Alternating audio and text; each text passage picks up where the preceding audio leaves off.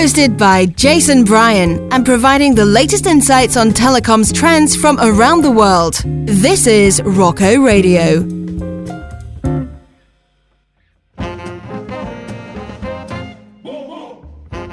So the goal of our solution was to provide enterprises with visibility of which aggregators are actually delivering messages into the end networks.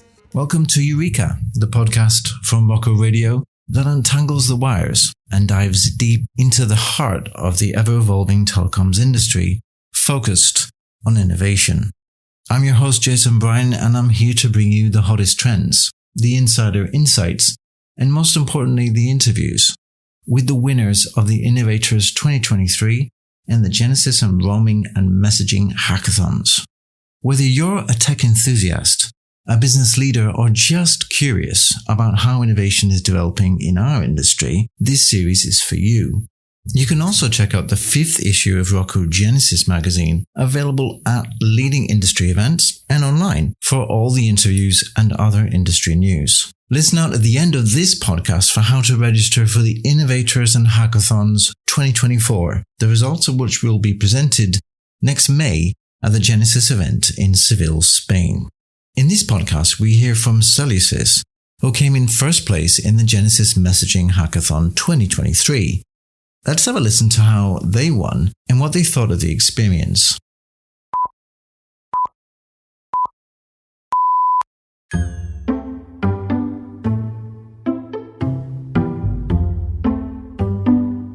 Well, it's a real pleasure to be here again with the Cellusys team, and today we have Chris Lennartz and Peter Morgan.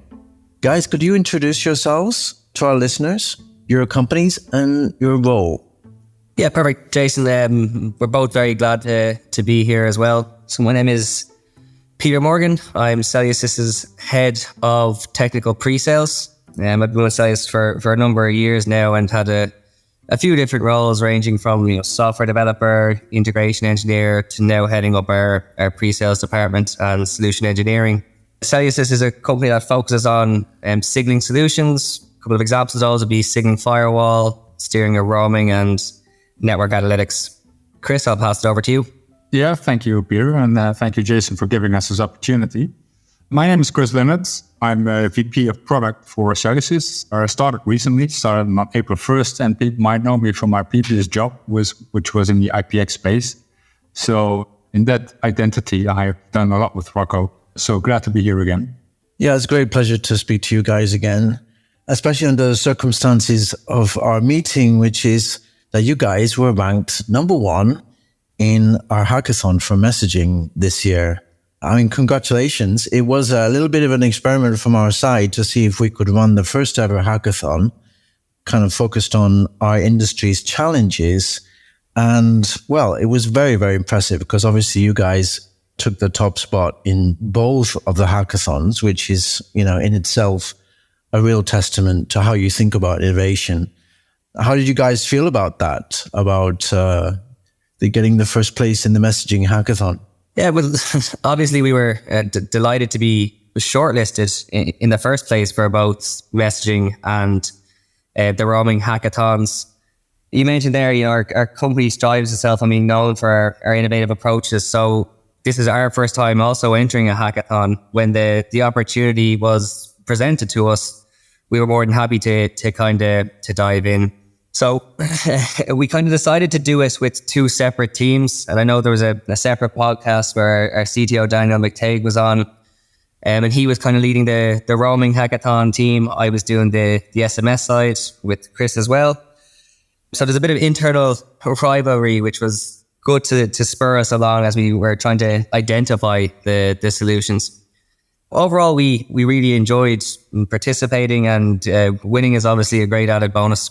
Yeah, fantastic. I mean, this is clearly an opportunity to kind of address within a short time frame, let's say, because there was just a few weeks that you guys had to address this hackathon challenge.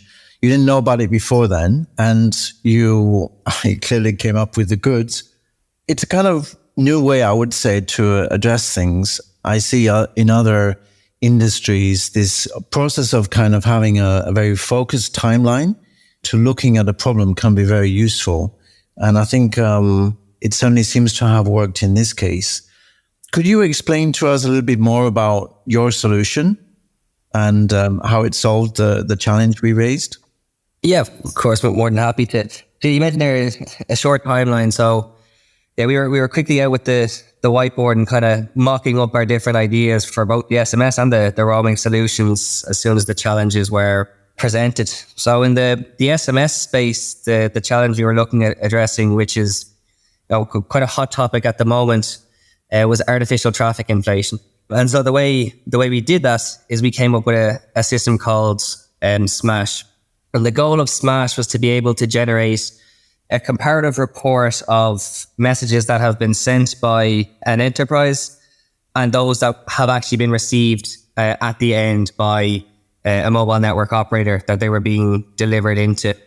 So this way, an enterprise knows if it's delivering or sending messages, they're actually arriving to the end subscribers they were supposed to. So it works by both enterprises uploading their CDRs of messages they have submitted and MNOs then uploading the CDRs of messages that have actually arrived into the network. Based on this, we can provide overall delivery rates on a per aggregator basis. And then aggregators would have the opportunity to publish these delivery percentages to show that traffic that's passing through them, that is going through their platforms, is actually arriving in the MNOs. So what we're really trying to do here is improve the trust between the enterprises and the aggregators and MNOs at the same time. It clearly is, well, we heard, of course, Twitter, Elon Musk talking about this major issue. It's something felt, I think, by a lot of aggregators. A lot of aggregators know that it's an issue. It's been raised. The profile has been raised. What was your experience about it before you started this hackathon? Did you even realize that it was so much of a problem? It's interesting you say there that aggregators had noticed it's a problem because, yeah, we would work quite closely with a number of aggregators who have been saying, they can't compete with other aggregators who are partaking in the practice of artificially inflating traffic.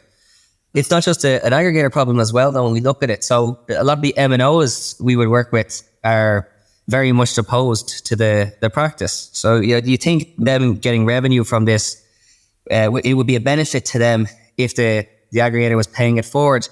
But in reality, they see that this is very damaging to the SMS A2P ecosystem.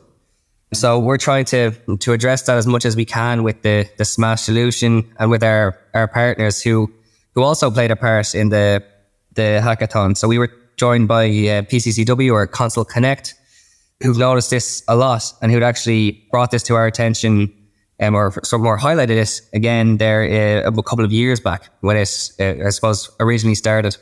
Yeah, so can you explain in more detail what your actual solution is doing in terms of solving the issue? You gave a brief explanation there, but for people who don't necessarily understand the background to it, because you guys did an amazing video, which I really liked during Genesis, which kind of showed in a very visual way how these different players in the ecosystem, how they're working. I don't know if you can explain a little bit more in context of that, just kind of what you're seeing. Yeah, of course.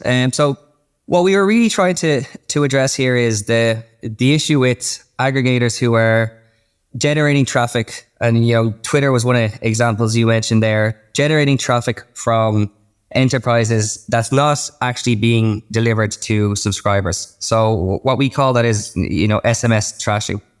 So the way they would do this is they would go to the market and they would publish the cheapest termination rate into a network. So let's take a network here in Ireland. They would say, okay, we can deliver a message in for 3 cents. In reality, the termination rate that the network might be requesting off them could be a bit higher than that, 4 or 5 cents. So what they will do is, and the effect of this is publishing the cheapest market is people start to use them. People start to route the traffic that needs to get into that network or that has to arrive at that network's subscribers. They'll start to use the cheapest route possible if there's multiple routes into the network. In order to compensate this, what the aggregator does here, who has published this cheap route, is artificially inflate traffic. So they will allow traffic that they haven't generated to go to the end network as it was. They will pay the official termination rate to the network. So I think it's 5 cents in the example I'm giving here. And then they will generate their own traffic to MSISDNs or mobile numbers that might not exist or that do exist, and that they're just going to stop arriving at the network anyway. So we call that trashing. And what actually happens there is the aggregator, the bad actor in this case, is taking the message off the network, dropping it, or sending back a fake delivery report so that the sender thinks it's actually been submitted. It's arrived at the end customer that they're trying to deliver either a one-time password or an engagement message to. A fake delivery report will be sent for that. And in fact, the message hasn't been delivered. The enterprise has been charged. And who's really profited here is the aggregator, the bad actor in the middle. So the goal of our solution, like I touched on earlier on, was to provide enterprises with visibility of which aggregators are actually delivering messages into the end networks. So like I said, both the enterprises and the terminating MNOs, the mobile networks that the messages are supposed to arrive into, will submit their CDRs. We will compare these CDRs and produce a report giving an overall percentage of messages that have actually arrived into the network. So the idea here is that enterprises can look at this and say, okay, this particular aggregator has overall a very high score of messages being delivered into the networks that they're already serving. I can decide that I'll trust them with my traffic. I'll trust that they're not going to artificially inflate traffic. They're not going to generate messages that they never intend to deliver, and I'm not going to get billed for messages that at the end of the day for an enterprise serve no value. Because if they're not arriving at a subscriber for one-time password or engagement, they're not doing what they're supposed to for the enterprise. Thank you for the more detailed explanation. I think it's really useful for people who don't understand the background to this, because it's quite an epic achievement, really, I would say, to try to deal with this major challenge that is really affecting how we think about SMS. And I know from ROCCO, from doing reports on A2P SMS for many years, that there's a consideration by enterprises, should I be investing in SMS? Should I be looking at other messaging solutions, of course, which there's many these days. And of course, we want to protect SMS, clear the channel, make it a very usable and reliable solution. Of course, just to jump in there, that was the goal. We were trying to bring back trust into the SMS space. SMS has been very good for aggregators and revenues the last couple of years. COVID obviously had a significant impact on roaming revenues, and SMS A2P was there to sort of fill that gap in some ways. If it's abused and mistreated, of course, the enterprises are going to start looking for alternate approaches. We need to consider here as well the ubiquity of SMS. Nearly everyone has a mobile phone. Nearly everyone can receive SMS messages. So while there are other channels, not many are as effective at actually reaching subscribers as the SMS is.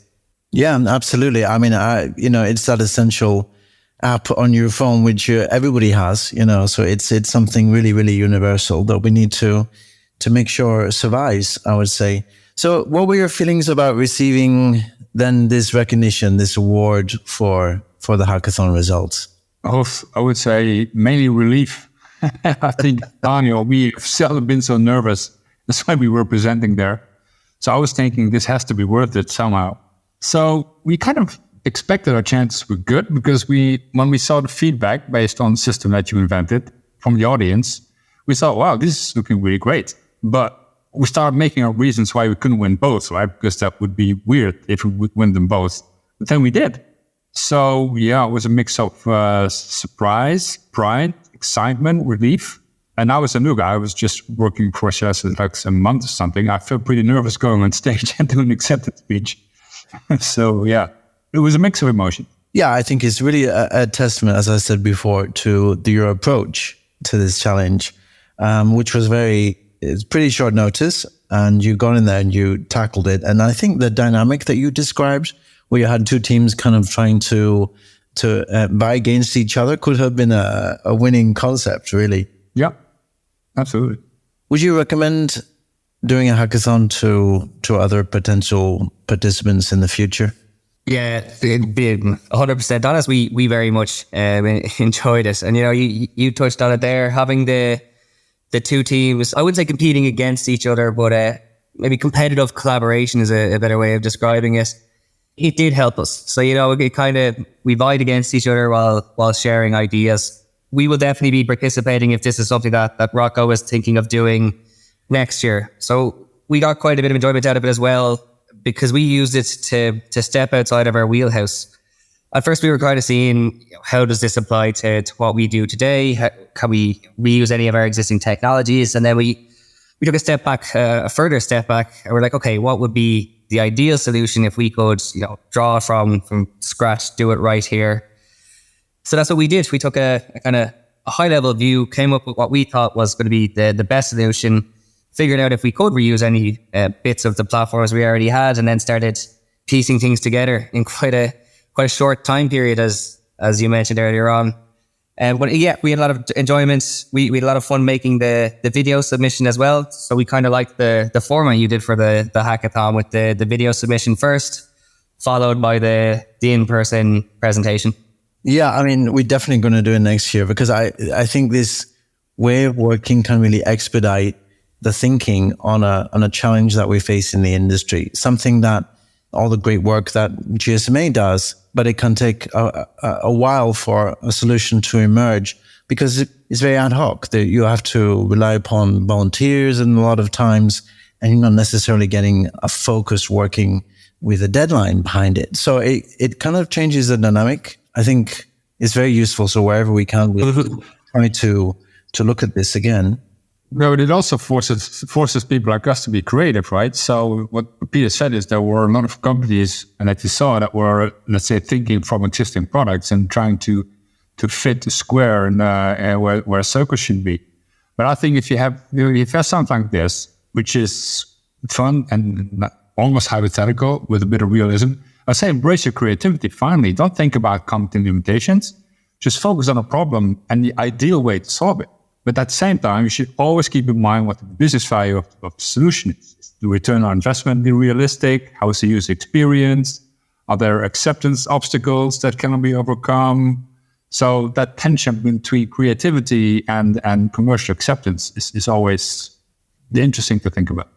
Some very important points, Chris. Thanks for that. Would you say, I mean, you're new to Cellusys. You haven't been there that long. I think you said April.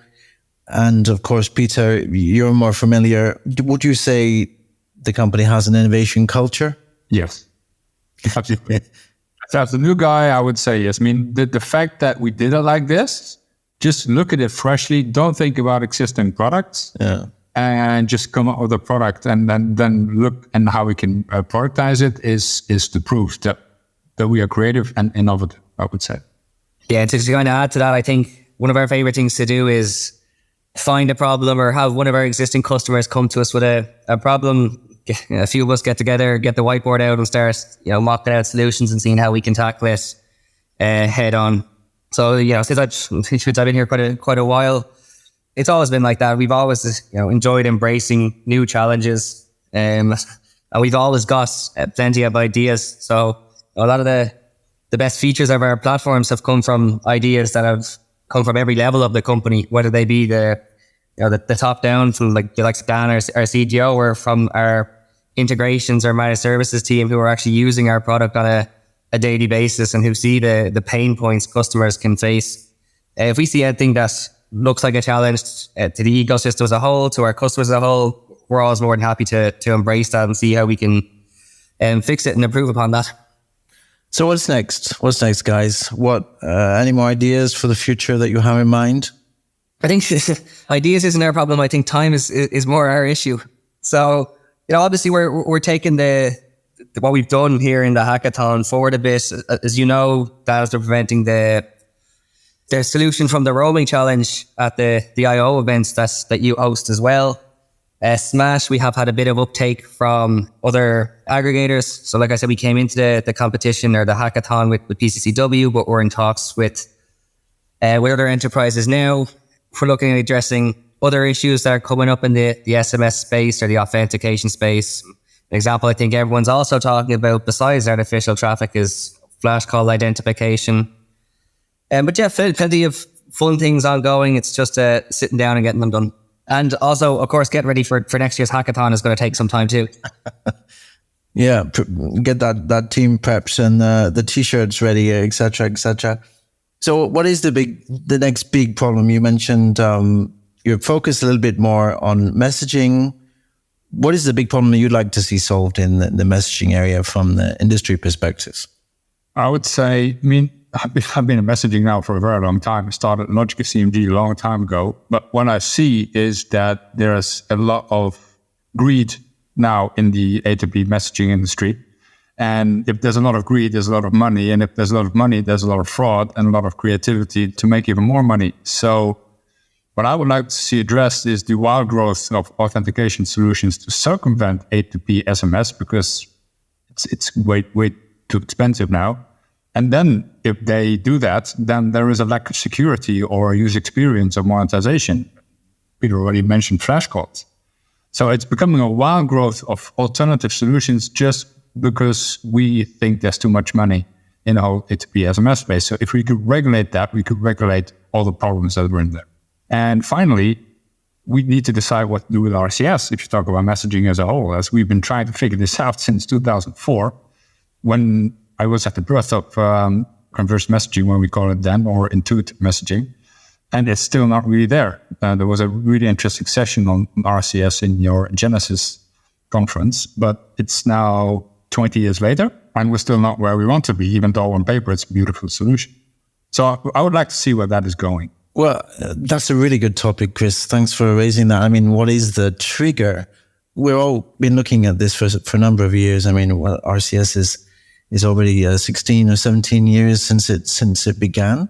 And what is the trigger to make it ubiquitous?